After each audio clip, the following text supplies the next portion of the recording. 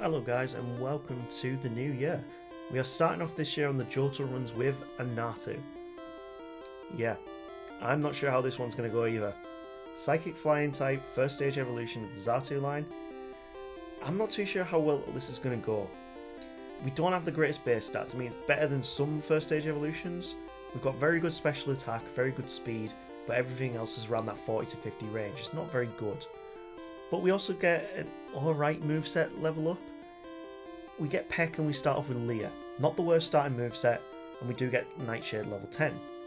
Which won't be great for Falconer, considering he resists ghost types. You know what, looking at the moveset, it's actually pretty bad. The best psychic type move we can learn is Dream Eater, and we don't get a sleep inflicting move to actually utilise that, so I don't even know why we need that move. Let's bring it to the first rival fight though. With Peck, it's a decent move to start off with. There's not many Pokemon in the early game that are weak to flying type moves, so we do get the stab bonus on that and take the win. This leads us on to naming our rival. Today we are going to go with, say it with me, Lucas. He's been a long time subscriber. Thank you for subscribing and I appreciate it. Hope you enjoy being the rival today. So this brings us on to the rest of the run. Falconer is going to be the first gym leader, and I'm not too sure how well we're going to do really. We've got the Spearow trainer to contend with to start off with, and at level 9 we're pretty much doing around about even damage. We're doing a little bit more than that Spearow, and that's just enough to give us the win, because we also outspeed it as well. When we finally get through to Falconer, he starts off with his Pidgey. Now they aren't going to use Mud Slap on us because it won't do any damage. They're going to spam likes of Gust and Peck. We can't use Nightshade, as you can see there. It's not it's not effective against him, and that was the reason why we lost this fight as well, because if we hadn't used Nightshade we would have had a chance to win. So I actually go up and I thought it was worth my time to go and level up a little bit in Sprout Tower. Mostly they use Bellsprouts, which we are super effective with Peck, and it gives us a chance to get some good experience. So we're at level 12 going into the final fight with the Sage of Sprout Tower, and last up he has a Hoot Hoot. Now Nightshade won't affect this Pokemon as well, meaning we have to rely on Peck again. But his final Bellsprout goes down to a single Peck, and we're at level 13 going back into the Falconer fight. It's I hate going to Sprout Tower because you have to go there to get the Flash HM. It wastes a bit of time, meaning we're not going into Falconer at the best time so far. But level 13, this becomes a much easier fight. We're not taking too much damage, and pretty much, even though we're 4 levels above this Pidgeotto, Gust is still doing a big amount of damage. Peck is still a good move at this point.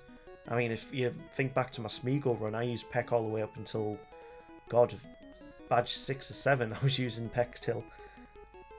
And this brings us on to Azalea Town with the Rocket side quest. I really am not a fan of the Rocket side quest in this game. I feel like you could have completely left it out and brought in a new team to have done this, but fair enough. This is what, a 20-odd year old game? I'm not going to criticise it too much anymore. This brings us on to Bugsy. Now, Peck is a great move for Bugsy. It's super effective against all of his Pokemon, and we have Nightshade if we really want to do some decent damage against the Kakuna. But we really just want to make sure we take out the Cypher as soon as possible before it gets its Fury Curse set up. So at level 18 we beat Bugsy, and we can try against the rival one more time. This is probably one of the toughest rival fights in the entire game in my opinion, because you're so low leveled, and considering we started off with a Natu, he's going to be using a Croconaw. Or is he going to be using Quilava? I can't remember which one he had. I think it was Totodile that he started off with. This is why we wanted Nightshade, and it's a good move to have in this early game, because you're probably dealing more damage out with Nightshade than you are with your levels. It means it's probably going to be about a 3-hit KO on the Croconaw, but we do hit ourselves a confusion and we do take a loss here. This means that we need to try this again. So Nightshade is the best move here. It's going to take 2 Nightshades taken out, and we do not get paralysed, which is perfect. We don't want to get confused by this Zubat, and we can take it out with a few hits. So 27 HP, much better than last time, and we are just going to go for Nightshade. As long as we don't take too much damage, we should be okay, and a third Nightshade takes it down. So level 19 we beat the rival with a Natu. Not the lowest level I've done it at, not the highest level. But this now brings us on to a bigger problem, which is Whitney. Now Nightshade is probably our most reliable move here, which isn't a great scenario to be in considering Peck is now the only move we can use. Ghost type moves can't hit normal, and we've already taken a lot of damage before we even get to the Miltank, which has rollout and it's super effective. So yeah, we take a very big loss here, and we're going to go and have to level up. How much though is quite sickening. We have to be level 26 before we even get a good attempt against Whitney. The Miltank is just so tanky, and thankfully, reason why we win is because rollout doesn't have the greatest accuracy. It misses twice, and that gives us enough chances to get enough pecks in and take a win. Not great. I'm really not happy with it. This brings us on to Morty though. So once she's had a little bitch cry, we can get the TM for Attract, and because we are a female Pokemon, that's going to become useful later in the game. The majority of strong Pokemon in this game and the majority of the major fights, they are from male type Pokemon. So at level 31 we have now picked up Future Sight, which even though it says it's a psychic type move, a few people who've data mined this game, they've actually realised that Future Sight just does it's the same type as Curse as you see on the side there. So it's actually typeless, a typeless move, so it's doing typeless damage, pretty much like what Struggle would do. And oh god, we get hit by Shadow Ball, that's annoying.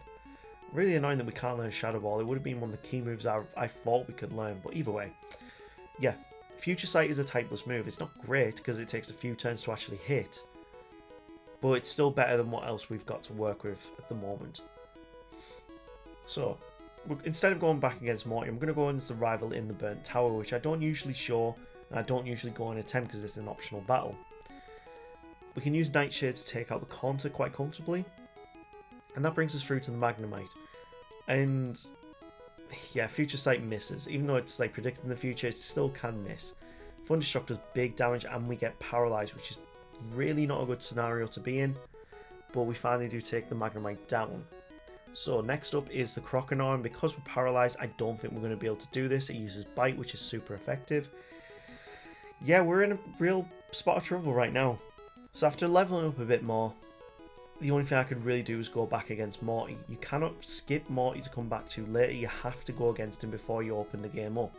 Pretty much like in Gen 1 where you have to go against you have to do Lavender Tower before you can actually progress with the rest of the game and kind of open up to go where you want.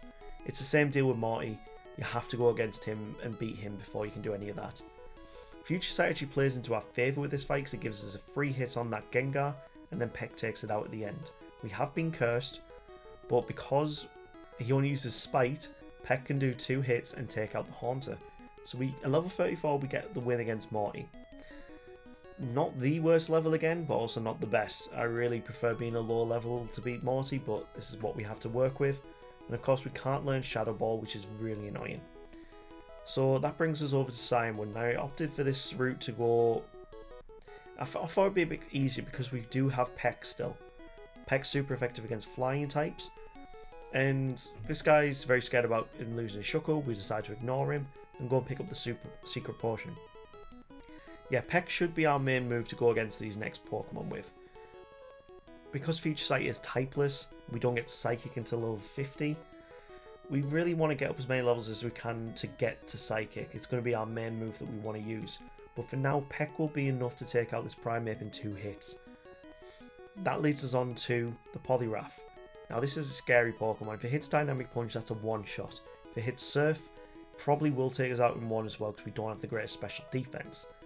It's going to be a 2-hit KO at the least. Surf hits again. Or in 6 HP, this is not good. No. I should have went for Nightshade twice instead of going for Future Sight.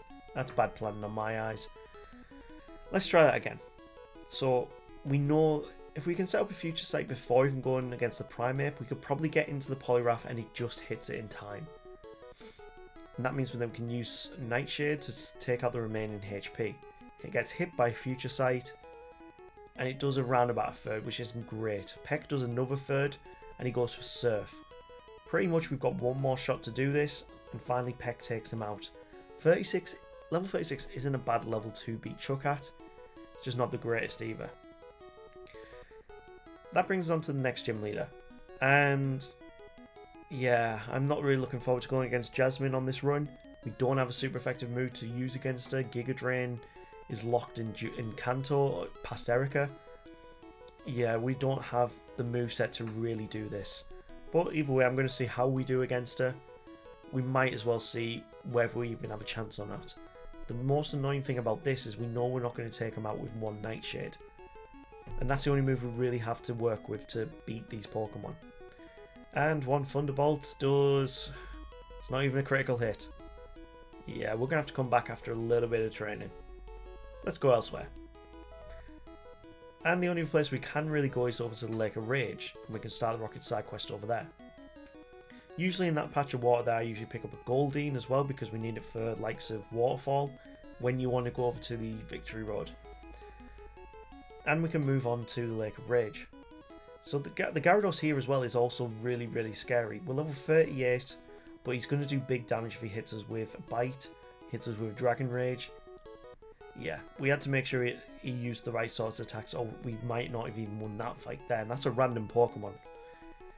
Moving through to the Rocket side quest, we've got the admins just before the Electrodes that we need to beat. And to be fair, we do have a decent matchup against them. We also have taught ourselves Hidden Power, and you will see in the next fights which Hidden Power this one is. So Nightshade does good damage against most of these Pokemon, and this brings through to the final Gloom. Now, Hidden Power is actually Hidden Power Fire, meaning we can take out the Gloom in one shot.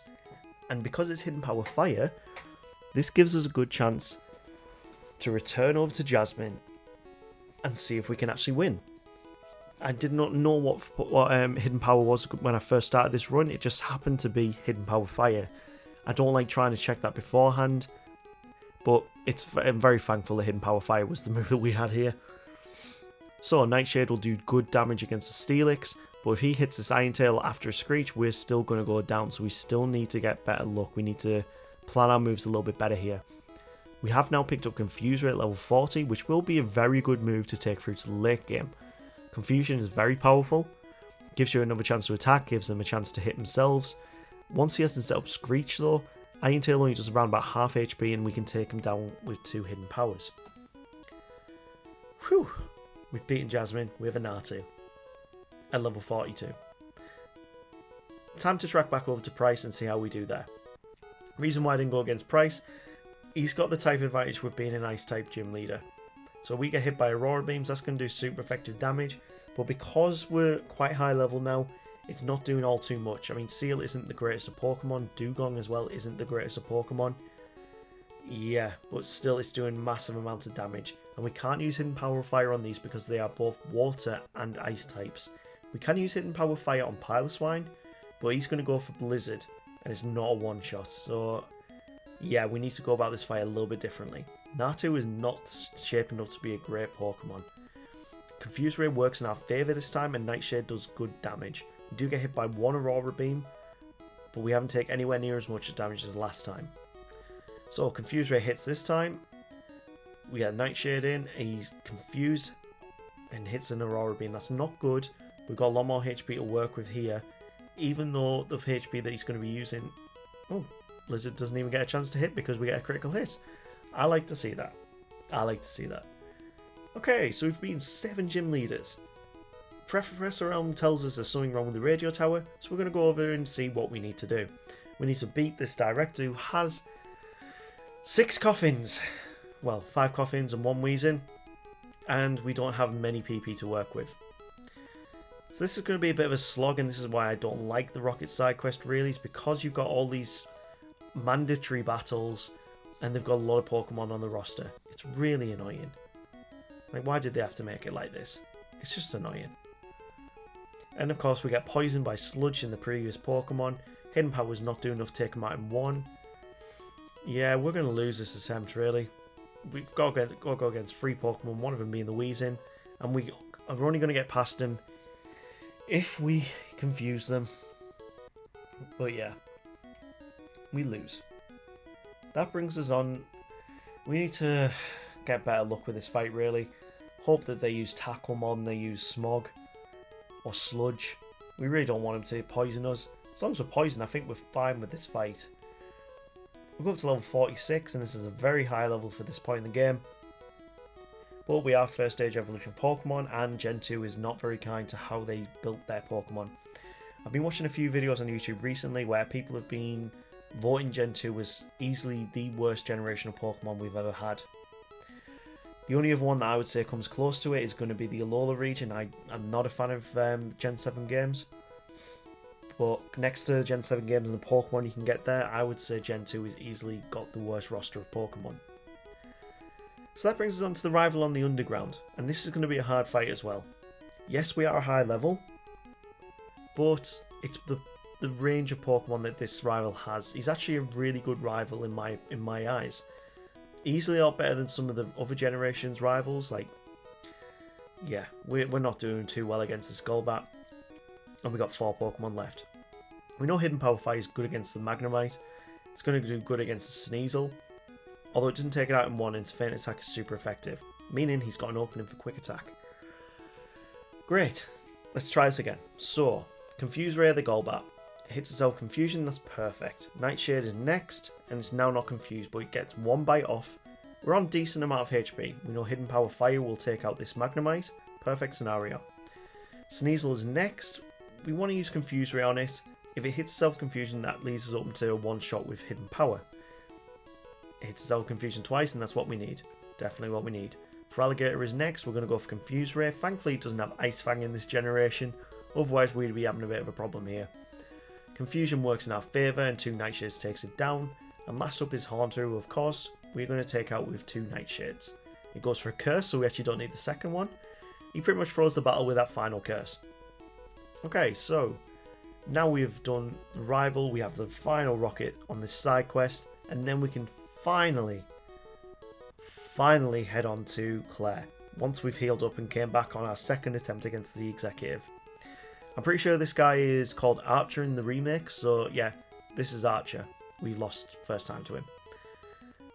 His Houndoom is very tanky. It's got a lot of HP, so Nightshade has to hit multiple times. But finally, we can get rid of Peck at level 50 and choose Psychic on our move roster. As if I kept Peck to level 50. That's how bad our level up moveset is in our TM pool. But this means we can move on to Claire, and now we've got Psychic on our moveset. Yeah, God, we got Paralysed straight away. I hate going against Claire for that reason.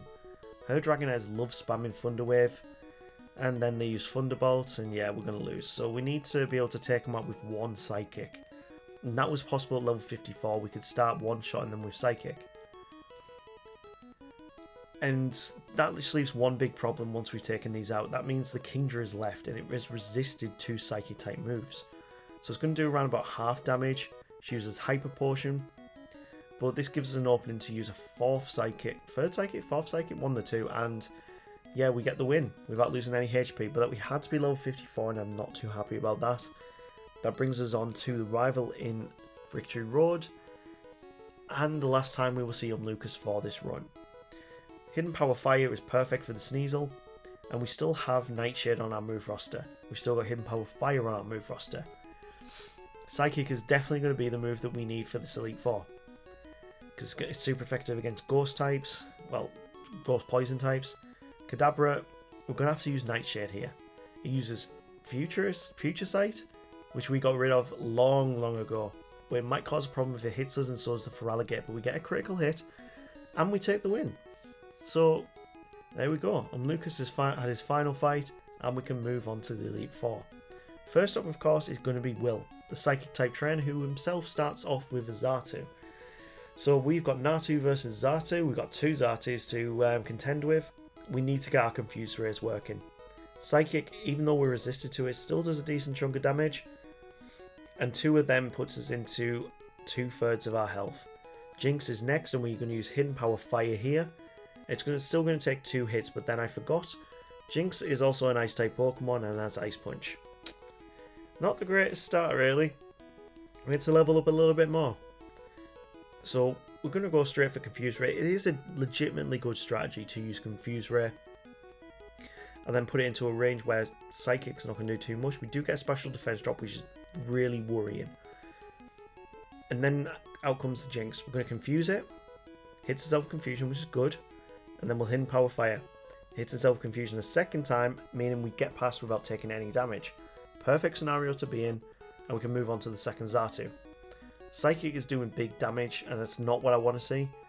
But level 58, we're doing half damage on the Xatu, we're outspeeding, and that brings us on to the Slowbro. Now this is the reason why I kept Nightshade. Because he keeps increasing all of his stats, it's actually worth us using Nightshade, because it does whatever level you are. Nightshade will do 58 points of damage. If I was level 60, it would do 60 points of damage. If I was level 1, it would only do 1 point of damage. So it's worth it when they start setting up their own Pokemon, especially bulkier, because it actually gives you a chance to do consistent damage. With that, we can take a win against Will and move on to Koga. Now we've got good tight matchups with our moves, so this should be okay. Ariados is first, and we're going to use Psychic. It's a one-shot. Perfect scenario.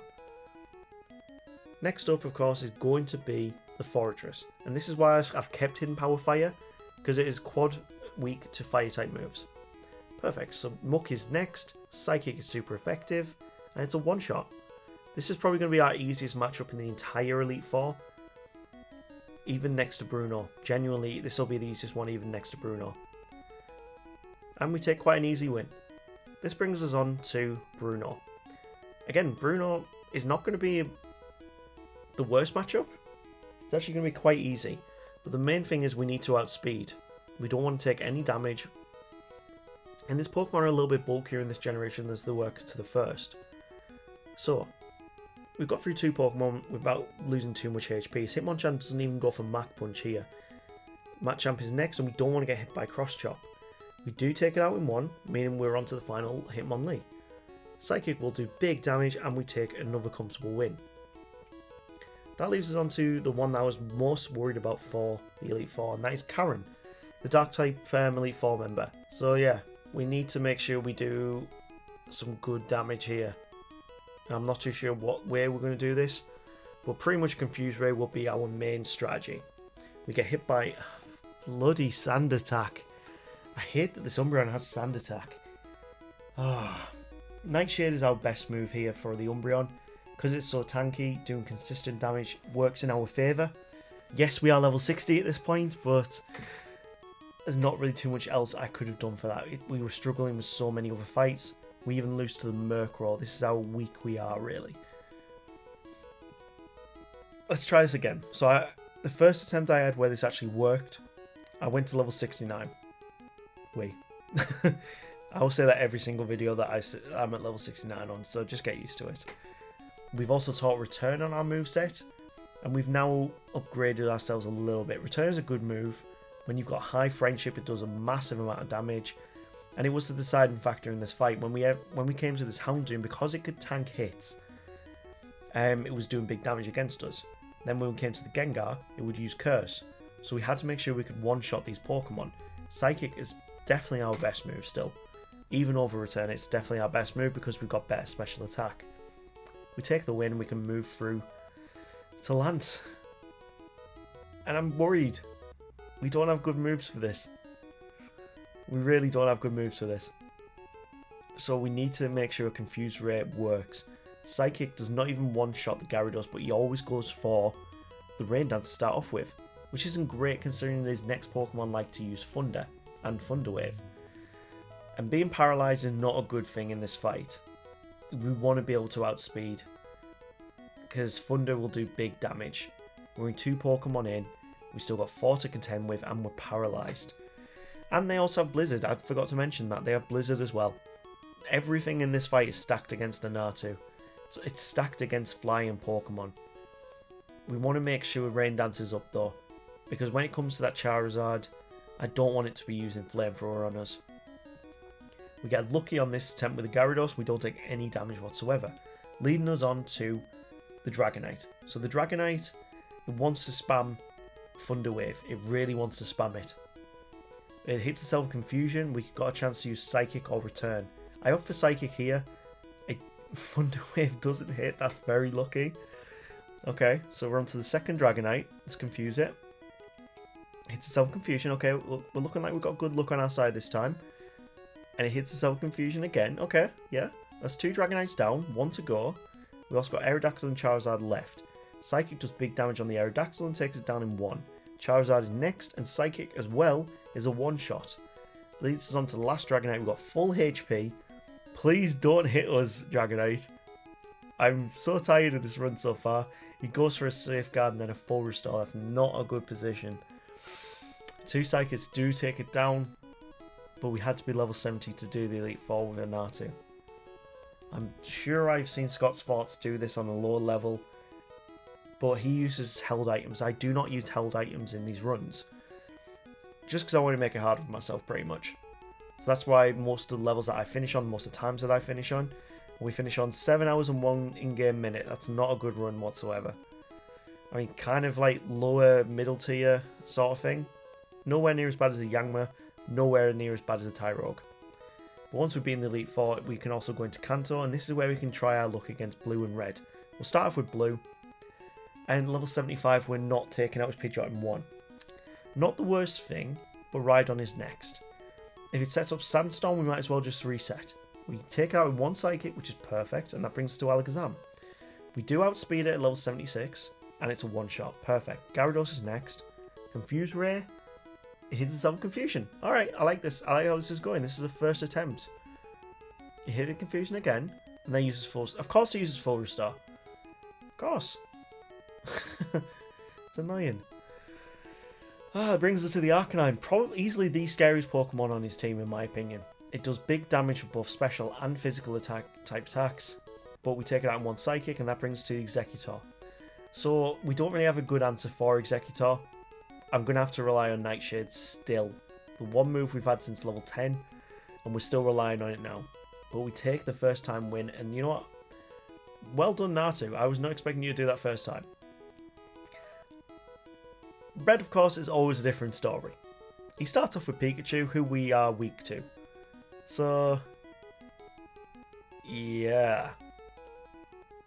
That's a great start. Let's try this again. Let's be a bit higher level 85 here. We're going to start off with Psychic instead. We've changed up our moveset a little bit to include Rest. And he goes for Rain Dance with his Blastoise because he wants to do more damage with Surf. But what we want to do is take him out and hope that he's going to put in his Charizard next. He doesn't, he goes for Espeon.